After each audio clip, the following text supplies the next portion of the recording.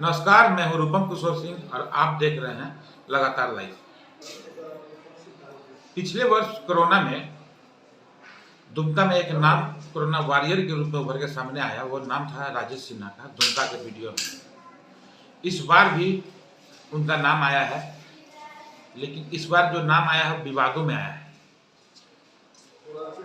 दरअसल बात है 29 तारीख की। एक आदिवासी युवक ने इनके ऊपर आरोप लगाया कि ये उनके साथ मारपीट किए हैं और जाति सूचक गाली दिए हैं, और इस बिहाफ में उसने एक आवेदन STSC थाना में दिया।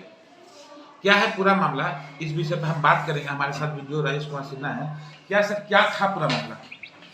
देखिए, 29 तारीख को लगभग 3:30 पौने 4 बजे जब मैं आवास से लंच करने के लिए गया तो मुझे पता चला कि मेरे किचन के सामने जो बाउंड्री है वहाँ पर एक लड़का मोबाइल से बात कर रहा है और किचन की ओर झाँक रहा है।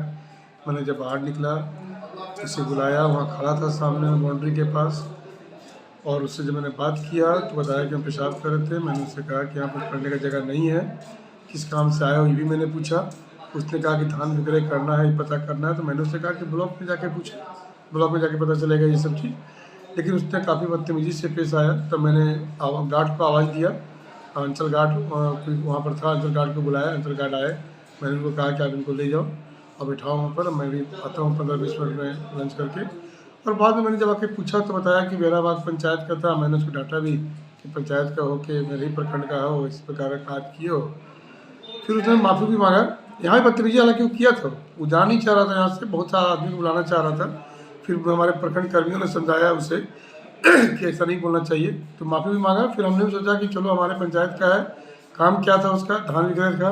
हमने बड़ा बुलाया उसको, आपूर्ति कार्यालय से MO साहब से फ़ोन पर बात करवाया, उसे फॉर्म दिलवाया, सारा जानकारी उसको दिया।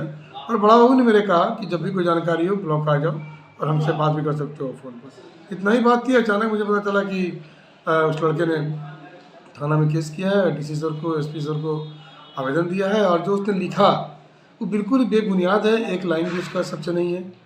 और लिखता है कि प्रखंड कार्यालय गए और पेशाब करने झाड़ी में गए, बट प्रखंड कार्यालय से मेरे आवास की दूरी 60-70 मीटर है, वहाँ पर कोई झाड़ी नहीं है।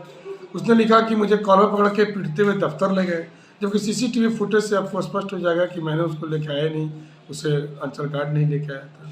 फिर उसने लिखा अपने आवेदन में कि वीडियो ने कार्यालय में मारपीट किया, बंधक बनाया और दोबारा प्रखंड आने को नहीं कहा, बट आप CCTV फुटेज देख लीजिए। उसे फॉर्म मिला है, फॉर्म लेके नीचे उतरता है, बहुत ही सामान्य अवस्था में है वो। 7-8 मिनट नीचे रहता है, गार्ड से बात करता है, स्टाफ से बात करता है। ऐसी कोई घटना नहीं घटी। ये सब बेबुनियाद है। पिछले 1.5 वर्षों में हमने बहुत सारे बिचौलियों को, दलालों को यहाँ से हटाया है। बहुत लोगों पर हमने केस किया है, 4-5 मुकदमे मैंने किए हैं जांच के बाद। और उसके परिणाम है कि कुछ लोगों को पता चल रहा है कि इस प्रकार का साजिश हो रहा है। मुझे यही पता चला कि 10-15 दिन पहले कुछ लोगों ने गुमनाम चिट्ठी भी लिखा है DC सर को, मुख्यमंत्री सर को मेरे विरुद्ध। तो अब ये सब साजिश अब चल रहा है, पता धीरे धीरे लोग साजिश कर रहे हैं। कौन है साजिश करने वाले? चिट्ठियाँ तो जो गई हैं उसमें देखिए, एक चिट्ठी भी जो गई है मुख्यमंत्री सर को, उसमें नाम तो किसी का दिया हुआ नहीं है, लेकिन लिफाफा पे एक नाम है, दीपक बास्की है, जो हमारे एक मृत कर्मचारी का पुत्र है, और उसके द्वारा लिखा गया है। पता नहीं उसने लिखा कि उसके नाम का जो नहीं पता है, लेकिन अब जानने में आ रहा है कि कुछ लोग इस पर साजिश कर रहे हैं, या जो मैंने पिछले 1.5 सालों में बिचौलियों दलालों को हटाया उसका परिणाम है कि ये कुछ साजिश हो रहा है। तो जांच होगा, जांच में निष्पक्ष होगा।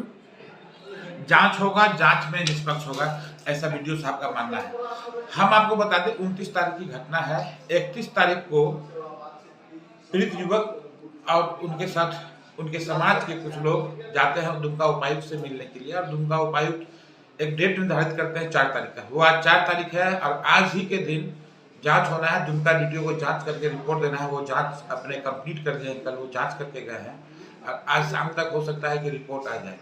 लेकिन इस बीच जो घटना होती है, 31 तारीख को DC का लेटर आने के बाद कि 4 को जांच होगा, 1 जनवरी को इनके खिलाफ STSC थाने में मामला दर्ज कर लिया जाता है। जब जांच का रिपोर्ट 4 तारीख को आना है, उसके बाद FIR होने की बात हो रही थी। फिर 1 तारीख को ही FIR हो जाता है और 2 तारीख को शाम तक ये बात आम लोगों तक पहुंचती है। इस मामले में FIR दर्ज कर लिया गया है। उसके बाद 3 को जांच होता है, 4 को आज रिपोर्ट आना है। एक सवाल उठता है, आखिर दबाव में कहीं पुलिस तो नहीं काम कर रही? हम आपको बता दें, दुमका में इस तरह का एक मामला और हुआ था, जिसमें लोबिन हेमरन एक आदिवासी युवती को न्याय दिलाने के लिए नगर थाना के सामने धरना पर बैठ जाते हैं और बाद में उस मामले में FIR होता है और गिरफ्तारी होती है। इस मामले में आगे सच्चाई क्या होगा ये देखना होगा, लेकिन जब कानून बना है तो उसके हिसाब से अगर जिनको न्याय दिलाने के लिए कानून बना है उन्हें न्याय जरूर मिले इस कानून से, लेकिन इस कानून का दुरुपयोग भी ना हो, इसका ध्यान रखा जाए। लगातार लाइव के लिए दुमका से रूपम किशोर। न्यूज अपडेट के लिए आप हमारे चैनल को सब्सक्राइब करें। आप हमें फेसबुक और इंस्टाग्राम पर भी फॉलो कर सकते हैं। बने रहे लगातार .in के साथ।